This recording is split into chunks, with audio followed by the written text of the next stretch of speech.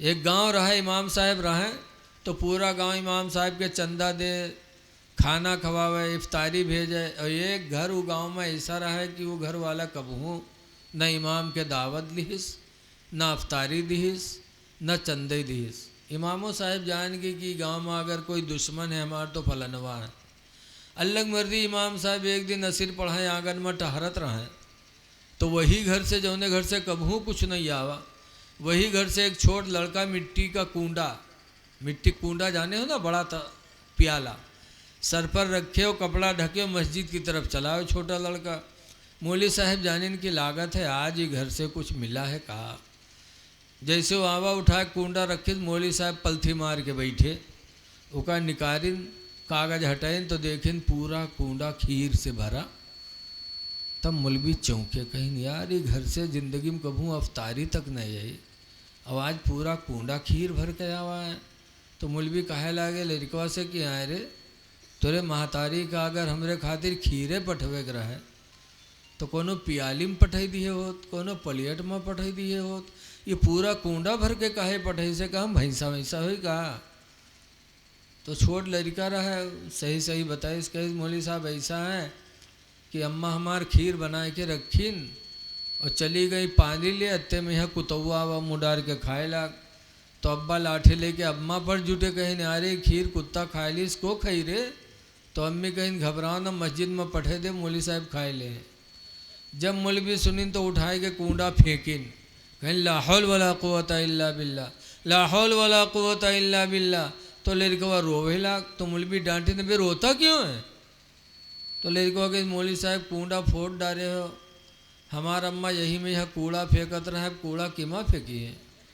तब मौलवी अपन खोपड़ी पीटे लागे, कहीं नहा मतने बदनसीब हो गए कि खीर मिली कुत्तक जूठ हो, वैसे बर्तन में जिमा कूड़ा फेंका जाता है। तो आज वही खाना इमाम का दे है जो उन खाना सरीगा हो या नमक ज़्यादा होएगा हो। अरे मेरे भाई इमाम की खिदमत करो, भूखों को खाना खिलाने में जब इतना सवाब है कि जन्नत पुकारेगी, तो मस्जिद के इमाम को खिलाने में, मस्जिद के मुअज्जिन को खिलाने में अल्लाह कितना राज़ी होगा। अल्लाह ताला हमको आपको आमाल खैर करने की तौफीक अता फरमाए और इस जलसे को अल्लाह ताला अपनी जनाब में कबूलियत का शरफ अता फरमाए। अब देखिए हज़रत हमारे तशरीफ़ फरमा है और हज़रत के साथ कुछ लोग और आए हैं, एक बज चुके हैं। अब अगला प्रोग्राम आपके सामने है। अस्सलामु अलैकुम वरहमतुल्लाहि बरकातुहू।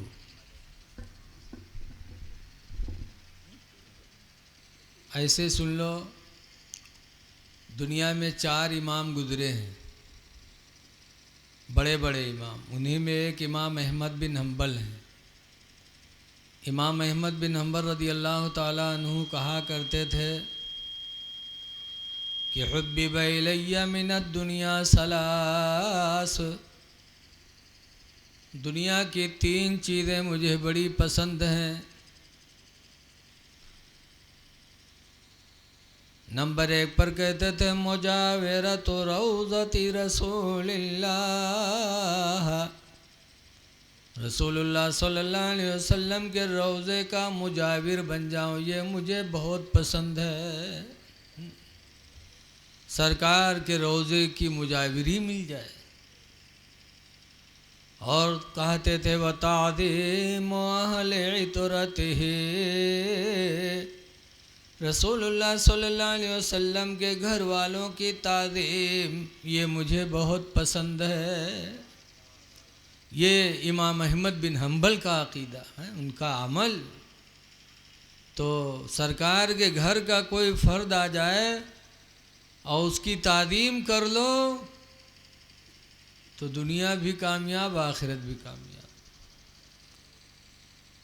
बगदाद में एक पहलवान थे जिनका नाम है जुनैद बगदादी। क्या नाम था? बगदाद के करीब एक गाँव, हाँ, जुनैद बगदादी बहुत बड़े पहलवान थे। तो बगदाद के बादशाह का ऐलान हुआ था कि जो मेरे जुनैद की पीठ लगा दे मैं उसको इनाम से माला माल कर दूंगा। और जुनैद इतने तगड़े पहलवान रहे, इतने तगड़े कि अगर उनको पर गिर पड़े तो बचक नहीं रहे होगा। तो लोग कौन उनका मुकाबला करेगा, कोई नहीं। लेकिन बगदाद के करीब एक गांव था, वहाँ एक सैयद साहब थे। सैयद साहब को अल्लाह ने गरीबी में घेर दिया, अल्लाह की मर्जी। जब सैयद साहब गरीबी में आए, मजदूरी के लिए जाते थे, लेकिन लोग मजदूरी के लिए नहीं रखते कि सैयद हैं, काम कराएंगे, गुनाह पड़ेगा, तो मजदूरी के लिए बुलाया नहीं और किसी ने मदद भी नहीं किया। तो सैयद साहब बेचारे देहात छोड़ के बगदाद शहर चले आए कि यहाँ तो कोई मुझे पहचानेगा नहीं कि मैं सैयद हूँ, तो लोग मुझे मजदूरी के लिए रख लेंगे, तो मैं मजदूरी करके अपने बच्चों को पाल तो लूँगा। तो गए बगदाद शहर, चौराहे पर खड़े हुए, लेकिन अल्लाह की मर्जी और मजदूर थे। सुबह शहर के लोग गए और लोगों को मजदूरी के लिए बुलाया, लेकिन सैयद साहब को किसी ने नहीं बुलाया। जब अकेले बचे, सारे लोग मजदूरी के लिए रवाना हो गए, सैयद साहब अकेले बचे तो आसमान की तरफ निगाह उठा के कहते, या अल्लाह, रिज़्क़ हलाल की तलाश में बगदाद शहर आया था, लेकिन अफसोस कि किसी ने मुझे नहीं बुलाया। और बड़े मायूस होकर के वहाँ से चले। तो कुछ कदम बढ़े थे तो कई लोग बैठे थे, आपस में बात कर रहे थे कि बगदाद के बादशाह का ऐलान है कि जो जुनैद की पीठ लगा देगा इनाम से माला माल हो जाएगा। लेकिन यार जुनैद बड़ा हैवी है, कौन जाएगा सामने। सैयद साहब ने सुन लिया। बस सैयद साहब बादशाह के पास पहुंच गए। कहा आपका कोई ऐलान है? कहा मेरा एक पहलवान है जुनैद, उसकी जो पीठ लगाएगा इनाम से माला माल कर दूंगा। सैयद साहब ने कहा बुलाओ अपने जुनैद को। तो कहा क्या करोगे? कहा पीठ लगाऊंगा। बादशाह ने कहा यार चले जाओ यार, दुबले पतले आदमी, जाओ। कहा दुबला मत देखो, बुलाओ जुनैद को, मैं उसकी पीठ लगाऊंगा। ऐलान हुआ कि शहर बगदाद में एक नहायत दुबला पतला आदमी जुनैद की पीठ लगाने का चैलेंज करता है। बगदाद के लोग जमा हो गए।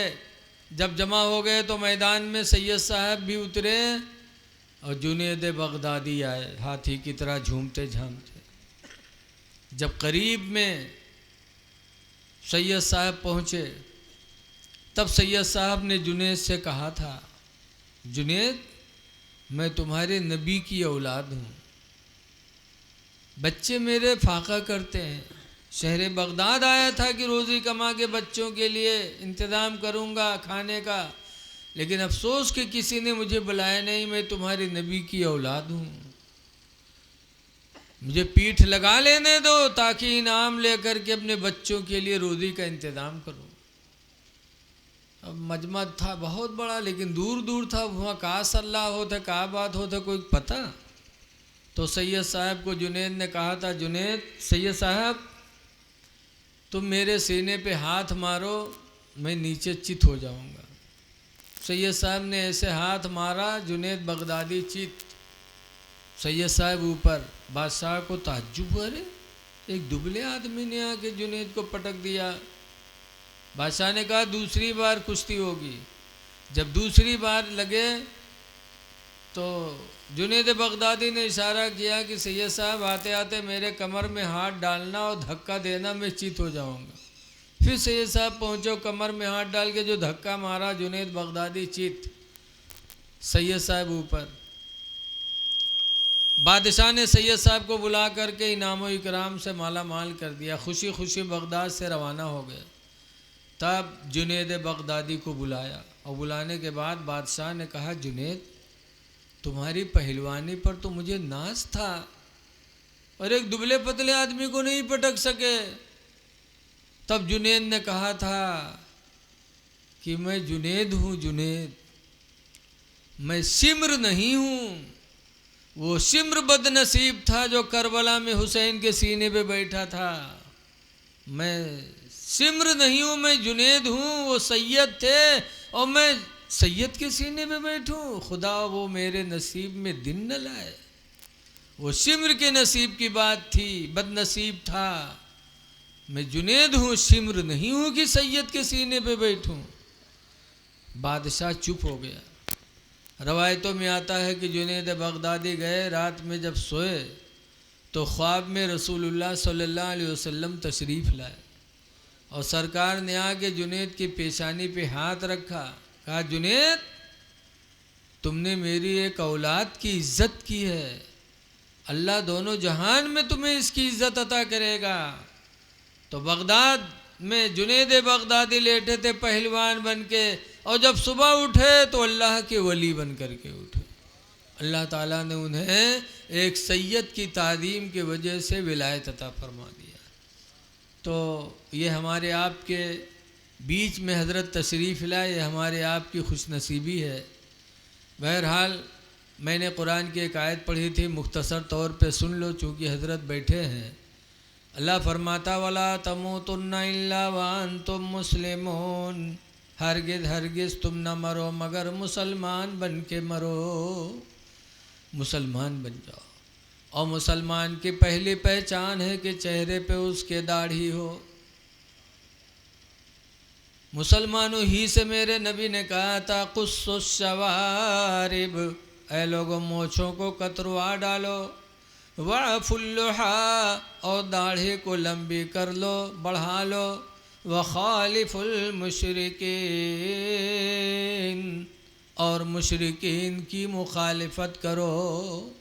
वो मोछे रखाते हैं, दाढ़ी बनवाते हैं, तुम मोछों को कतरवाओ, दाढ़ी को बढ़ा लो। ये किससे मेरे नबी ने कहा था कि मौलवी मुल्ला से सिर्फ कहा था, मुसलमानों से कहा था। लिहाजा आए लोगों दुनिया से जाओ इस हाल में कि तुम्हारे चेहरे पे दाढ़ी हो, ताकि देखने वाला भी देखे समझे कि आज दुनिया से कोई मुसलमान गया है। दाढ़ियाँ रखा लो, जी लो। दाढ़ी इस्लाम में इस्लाम की निशानी भी है, और जिसके चेहरे पे दाढ़ी होगी उसकी कब्र में रोशनी होगी। हज़रत अली शेर खुदा की दाढ़ी कितनी अच्छी थी, इतनी दाढ़ी थी हज़रत अली शेर खुदा की कि एक यहूदियों की जमात हज़रत अली की दाढ़ी ही देख करके कलमा पढ़ ली थी। यहूदियों ने कलमा पढ़ा था, इस्लाम को कबूल किया था, और आज हम अली के मानने वाले, आली आली करने वाले, और चेहरों पे दाढ़ी नहीं रखते। ऐ लोगों दाढ़ी रखा लो, जाओ दुनिया से तो मुसलमान बन के जाओ।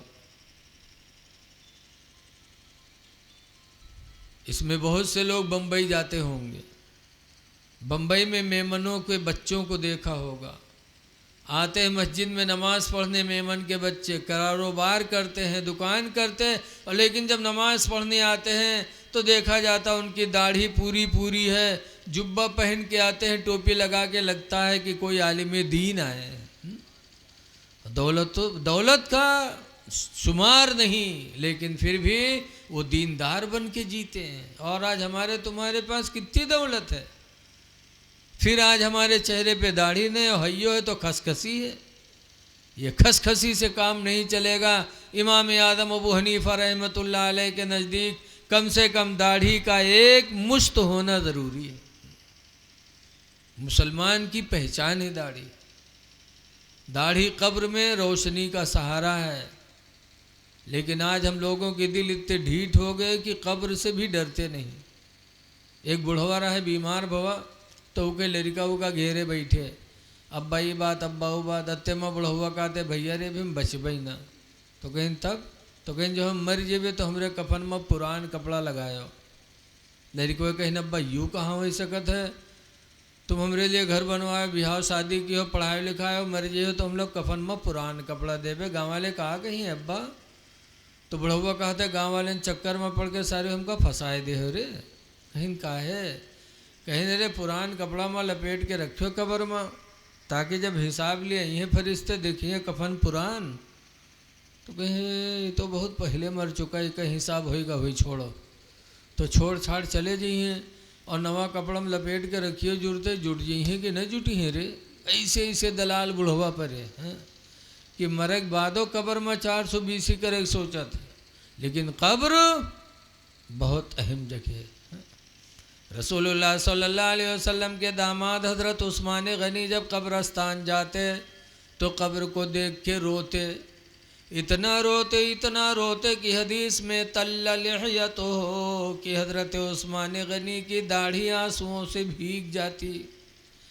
एक मर्तबा मदीने के लोगों ने कहा तज़कुरुल जन्ना वाला तबकी, अय उस्मान तुम जन्नत का बयान करते हो रोते नहीं हो, व तज़कुरुन नारा वाला तबके, और जहन्नम का बयान करते रोते नहीं हो, लेकिन कब्र को देख के क्यों रोते हो? तो हज़रत उस्मान ने कहा था कि मेरे नबी ने फरमाया है अल कब्रो मंजिलुम मिन मनाजिलिल आखिरा, कब्र आखिरत की मंजिलों में सबसे पहली मंजिल है। इस मंजिल में इंसान अगर कामयाब हो गया तो आखिरत की सारी मंजिलें उसके लिए आसान हो जाएंगी। इसलिए मैं कब्र को देख कर रोता हूँ कि खुदा जाने इस मंजिल में कामयाबी मिलती है कि नहीं। हज़रत उस्मान रो रहे हैं कि खुदा जाने मंजिल में इस मंजिल में कामयाबी मिलती कि नहीं मिलती, जबकि हज़रत उस्मान गनी का दर्जा इतना बुलंद कि मदीने वाले इनको ज़ुन्नूरैन कहते थे, दो नूर वाले। मदीने वालों ने इनका लक़ब क्या रखा था? नहीं बोल दो, दो नूर वाले। रसूलुल्लाह की दो बेटियां इनके निकाह में आई थी के बाद दीगरे।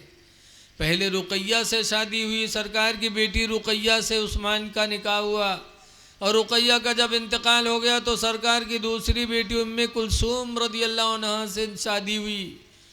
जब दूसरी बेटी इनके निकाह में आई तो मदीने के लोगों ने इनको ज़ुन्नूरैन कहना शुरू कर दिया कि तुम तो दो नूर वाले।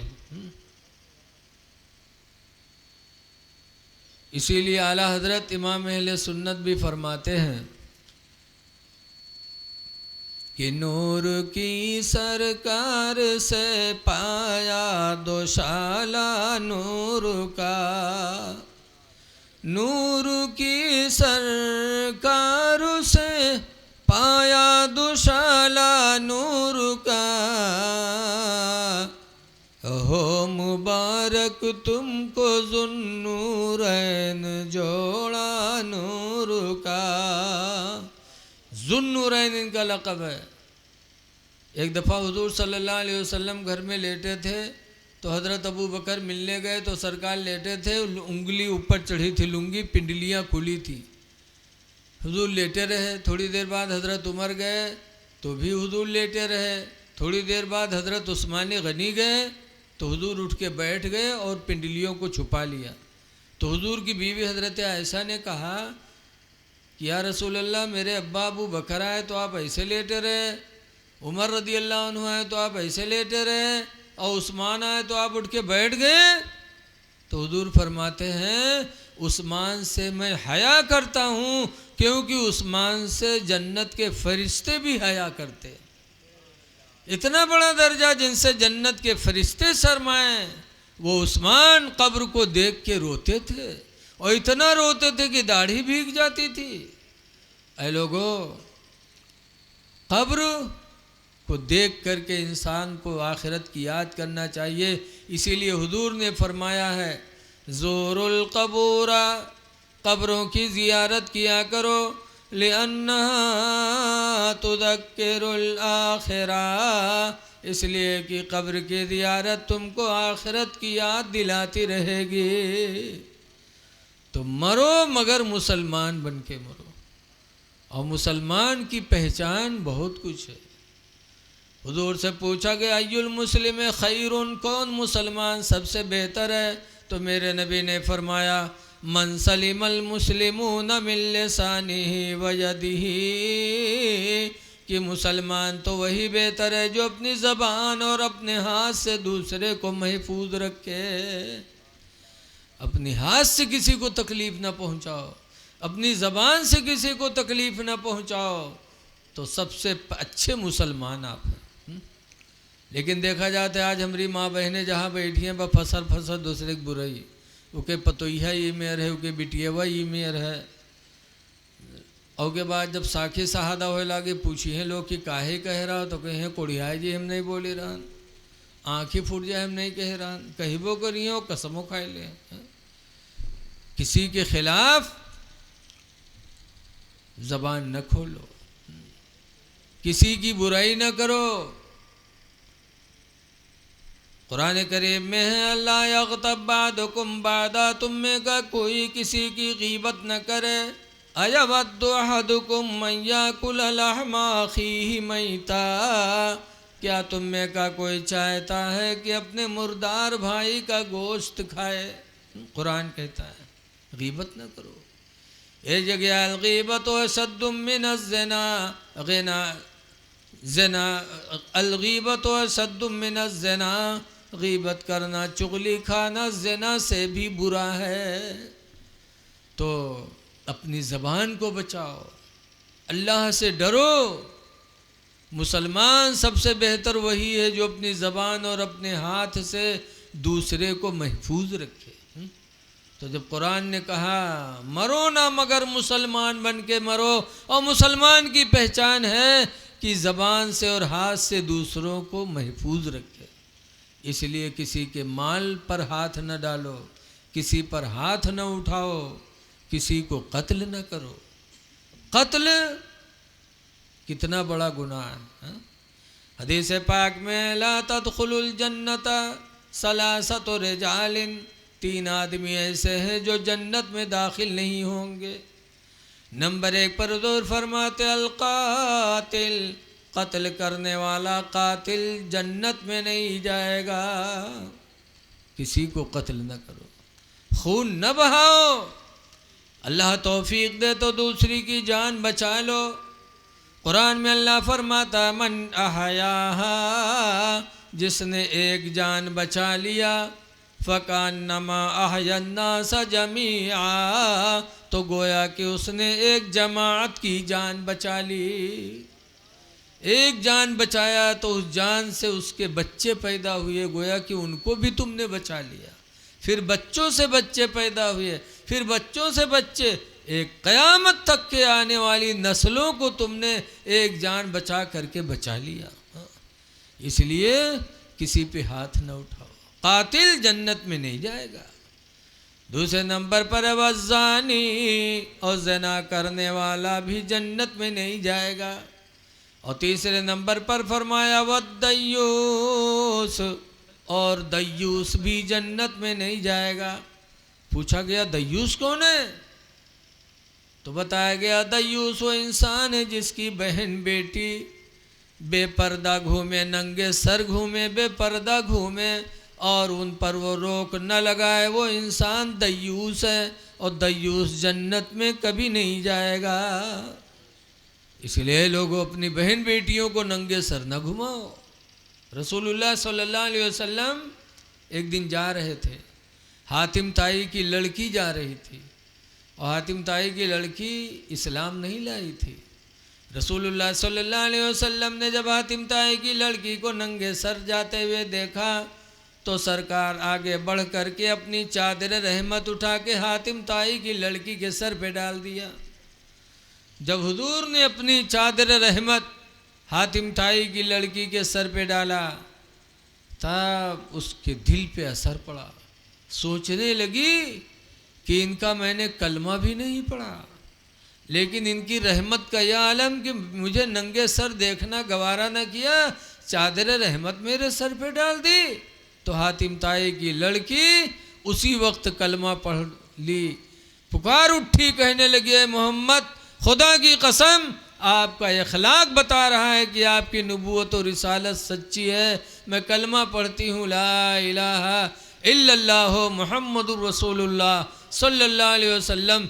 ऐ मेरे भाई, जब रसूलुल्लाह ने हातिम ताई की लड़की के नंगे सर को देखना गवारा न किया, तो क्या हमारी आपकी बहन बेटी नंगे सर घूमेगी, बेपर्दा घूमेगी, तो क्या रसूलुल्लाह खुश होंगे?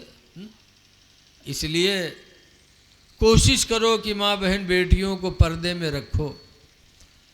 कुरान करीम सूरह नूर की आयत अल्लाह फरमाता ला युबदीन ज़ीनतहुन्ना, कोई औरत हरगिज़ अपनी जीनत को जाहिर न करे, इल्ला लिबुलतिहिन्ना, मगर अपने शौहर के सामने। औ आबाई हिन्ना, या अपने बाप के सामने, औ आबाई बुलत हिन्ना, या अपने ससुर के सामने। इन लोगों के सामने औरत अपना बनाव संवार जाहिर कर सकती है, बाहर कहीं नहीं दिखा सकती। लेकिन आजकल की हमारी माँ बहनें मई जून के इतनी सख्त गर्मी और तवाजा पा जाते हैं तो फट से चलते हैं, अतने अतने लेदी लेदन का लेके चलते हैं। बसमा कोनो पोंकत है, कोनो डोंकत है, लेकिन इनके दावा तवाजा पर असर नहीं पड़ता। मेले में जाएंगी तो बन संवर के, शादी ब्याह में जाएंगी तो बन संवर के। और कुरान कहता है कि हरगिज हरगिज अपना बनाव संवार के ही जाहिर न करें। लेकिन आज अफसोस है कि आज इस्लामी अहकाम हम में तुम में उठते जा रहे हैं। गुजारिश है, मरो तो मुसलमान बन के मरो, और मुसलमान की पहचान है चेहरे पे दाढ़ी, पाक व साफ रहना, साफ सुथरा रहो, पाक रह लो, खुदा जाने किस वक्त बुलावा आ जाए। हदीस पाक में अत्तुहुरु निस्फुल ईमान, पाक रहना आधा ईमान है। आधा ईमान तो सिर्फ पाकी में है। पाक व साफ रहो, किस वक्त बुलावा आ जाए पता नहीं है। जैसे किसी कहने वाले ने कहा है कि कोई गुल बाकी रहेगा ना चमन रह जाएगा, कोई गुल बाकी रहेगा ना चमन रह जाएगा, और एक रसूलुल्लाह का दीन हसन रह जाएगा। और हम सफीरो बाग में हैं कोई दम के चहचहे, हम सफीरो बाग में हैं कोई दम के चहचहे, और बुलबुलें उड़ जाएंगी सूना चमन रह जाएगा। आप हजरात से गुजारिश है कि देखो रमज़ान का महीना आने वाला है। हदीस में बताया गया, हुजूर फरमाते हैं कि मुसलमान रमज़ान के आने पर खुश होता है। मुसलमान रमज़ान के आने से खुश होते हैं और रमज़ान के जाने पर मुसलमान गमगीन होते हैं। तो है मुसलमानों, रमज़ान का महीना आने वाला है, खुशियाँ मनाओ कि रहमत व बरकत का महीना आने वाला है। इसलिए रोज़ा रखो, बहाना न बनाओ। रोज़ा से कभी आदमी कमज़ोर नहीं होता। हमारे तुम्हारे बाप आदम अलैहिस्सलाम जब जन्नत से ज़मीन पे उतारे गए थे तो गोरे थे, लेकिन कुछ दिनों के बाद काले हो गए। जब काले हो गए तब अर्ज़ किया, परवरदिगार जन्नत में था सफ़ेद था, रुए ज़मीन पे भेज दिया मैं काला पड़ गया। तो अल्लाह ने फरमाया था, आदम अगर वही हुस्न चाहते हो तो अय्याम 20 के रोज़े रखो, रोज़ों की बरकत से हम तुम्हारा हुस्न वापस कर देंगे। अय्याम 20 के रोज़े, अय्याम 20 कौन है? अरबी महीने की 13, 14, 15 तारीख़। इन तीनों तारीख़ों में चाँद की रोशनी भरपूर होती है, इसीलिए इनको अय्याम 20 कहते हैं, सफ़ेदी के दिन। इन दिनों में रोज़ा रखो, हम तुम्हें हुस्न अता करेंगे। हमारे तुम्हारे बाप आदम अलैहिस्सलाम ने वो 3 रोज़े रखे तो अल्लाह ताला ने उनका हुस्न वापस फरमा दिया। तो जब हमारे तुम्हारे बाप आदम रोज़ों की बरकत से हुस्न वाले हो सकते हैं तो हम उनकी औलाद हैं, रोज़ा रख करके हमारा हुस्न गायब कहाँ होगा। इसलिए आने वाले दिनों में रोज़ा रखो, भूखों को खाना खिलाओ, अल्लाह के बंदों पे रहम करो। हज़रत अबू हुरैरा की हदीस है कि रमज़ान के एक रोज़े की इतनी बड़ी फजीलत है कि 300 रोज़े की फजीलत कितनी होगी। रमज़ान के एक रोज़े की बरकत से अल्लाह ताला मुसलमान को जहन्नम से इतना दूर कर देता, इतना दूर कर देता, जैसे कि कोई कौवा का बच्चा पैदा हो और उड़ने लगे और उड़ते उड़ते कौवा का बच्चा बूढ़ा हो जाए। इस ज़माने में जितनी दूर तक उड़ जाएगा उतनी दूर तक अल्लाह जहन्नम से एक रोज़ा के बदले में मुसलमान को दूर कर देगा। तो तरावी की नमाज भी पढ़ो रमज़ान शरीफ में, और रोज़ा ज़रूर रखो और भूखों को खाना खिलाओ। हदीस में आया है कि जो भूखों को खाना खिलाएगा क़यामत के दिन जन्नत उसे पुकारेगी। ख़ास तौर से अपने मस्जिद के इमामों का ख्याल रखो। अक्सर देखा जाता है इमाम साहब दावत पर भेजी है, आज के जाओ फलनवा के कह दो इमाम साहब के दावत है, तो कहीं आज हम बहरेज जे थे कह दो दूसरे कुआँ खाए ले काल देखा जी। दूसरे कुआँ गए तो कहीं आज हमार गेहूँ काटे वाला है, कह दो जाओ दूसरे के यहाँ पठवा दे। एक मुसलमान इमाम को खाना नहीं दे सकते, बड़े अफसोस की बात है। जबकि हदीस में आया मुतइमिल जियान, भूखों को खाना खिलाने वाले को क़यामत के दिन जन्नत पुकारेगी। एक गांव रहा इमाम साहब रहे तो पूरा गांव इमाम साहब के चंदा दे, खाना खवावे, इफ्तारी भेजे। और एक घर वो गांव में ऐसा रहा है कि वो घर वाला कबहू न इमाम के दावत लिहिस, न अफ्तारी दिहिस, न चंदे दिहिस। इमामों साहब जान के कि गांव में अगर कोई दुश्मन है हमारा तो फलनवा है। अल्लाह मर्जी इमाम साहब एक दिन नसीर पढ़ाए आंगन में टहरत रहे तो वही घर से जौने घर से कबहू कुछ नहीं आवा, वही घर से एक छोट लड़का मिट्टी का कूंडा, मिट्टी कूंडा जाने हो ना, बड़ा था प्याला, सर पर रखे हो, कपड़ा ढके हो, मस्जिद की तरफ चला हो छोटा लड़का। मौली साहब जाने की लागत है आज ही घर से कुछ मिला है कहा। जैसे वो आवा उठा कूंडा रखे मौली साहब पलथी मार के बैठे, उका निकारिन कागज हटाइन तो देखें पूरा कूंडा खीर से भरा। तब मौलवी चौंके, कहीं यार ये घर से ज़िंदगी में कभू अफ्तारी तक नहीं आई, अब आज पूरा कूंडा खीर भर के आवा है। तो मौलवी कहे लागे लड़कवा से कि आए रे तोरे महतारी का अगर हमरे खातिर खीरे पठवे के रहे तो कोनो पियाली में पठाई दिए होत, कोनो पलियट में पठाई दिए होत, ये पूरा कूंडा भर के काहे पठाई से कहा भैंसा वैसा हुई कहा। तो छोट लड़का रहा सही सही बताई, कहे मौली साहब ऐसा है कि अम्मा हमार खीर बना के रखीन और चली गई पानी ले, अत्ते में यहाँ कुतौआ व मुडार के खाए लाग। तो अब्बा लाठी लेके अम्मा पर जुटे, कहीं अरे खीर कुत्ता खाए ली इसको खाई रे। तो अम्मी कहीं घबराओ ना मस्जिद में पठे दे मौली साहब खाए ले। जब मौलवी सुनिन तो उठाए के कूंडा फेंकिन, कहीं ला हौल वला कुव्वता इल्ला बिल्ला, ला हौल वला कुव्वता इल्ला बिल्ला। तो लड़का रोवे लाग। तो मौलवी डांटे ने बे रोता क्यों है।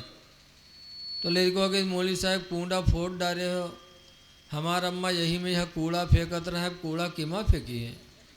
तब मौलवी अपन खोपड़ी पीटे लागे, कहीं ना मतने बदनसीब हो गए कि खीर मिली कुत्तक जूठ हो, वैसे बर्तन में जिमा कूड़ा फेंका जाता रहा है। तो आज वही खाना इमाम का दे है जो उन खाना सरीगा हो या नमक ज़्यादा होएगा हो। अरे मेरे भाई इमाम की खिदमत करो, भूखों को खाना खिलाने में जब इतना सवाब है कि जन्नत पुकारेगी, तो मस्जिद के इमाम को खिलाने में, मस्जिद के मुअज्जिन को खिलाने में अल्लाह कितना राज़ी होगा। अल्लाह ताला हमको आपको आमाल खैर करने की तौफीक अता फरमाए और इस जलसे को अल्लाह ताला अपनी जनाब में कबूलियत का शरफ अता फरमाए। अब देखिए हज़रत हमारे तशरीफ़ फरमा है और हज़रत के साथ कुछ लोग और आए हैं, एक बज चुके हैं।